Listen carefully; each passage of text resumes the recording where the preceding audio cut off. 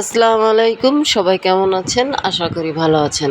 আজকে আমি একটা শুটকি ভর্তা করে দেখাবো, লইট্টা শুটকি। তো তার জন্য এখানে রসুন এবং পেঁয়াজ হালকা ভাজি করে নিচ্ছি। হালকা ভাজি হয়ে গেছে, এখন এখানে লইট্টা শুটকিগুলো দিয়ে দিচ্ছি। দিয়ে হালকা পরিমাণে এখানে লবণ এবং হলুদ দিয়ে দিব। হলুদ লবণ দিয়ে সুন্দর করে একটু ভাজা ভাজা করে নিচ্ছি। হয়ে গেছে দেখেন, ঠিক এইভাবে ভাজা ভাজা করে নেবেন।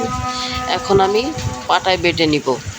এখানে দিয়ে দিয়েছি শুকনো মরিচ এবং হালকা পরিমাণে লবণ দিয়েছি। তো এবার সুন্দর করে এটাকে বেটে নিচ্ছি।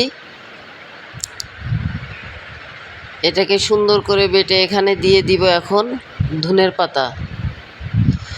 ধনের পাতাটা দিলে হয় কি, আলাদা একটা ঘ্রাণ লাগে। শুটকি ভর্তায় ধনের পাতা দেওয়াই ভালো। তো ধনের পাতা দিয়ে আর একটু বেটে নিব। এখন অল্প করে এখানে কাঁচা পেঁয়াজ দিয়ে দিচ্ছি, এটা স্বাদ বাড়ানোর জন্য, আর কিচ্ছু না। কাঁচা পেঁয়াজ দিয়ে আবার বেটে আমি এখন দেখুন আমার ভর্তাটা রেডি হয়ে গেছে। এভাবে লইট্টা শুটকি ভর্তা করে অবশ্যই একবার খেয়ে দেখবেন, অবশ্যই খেয়ে দেখবেন।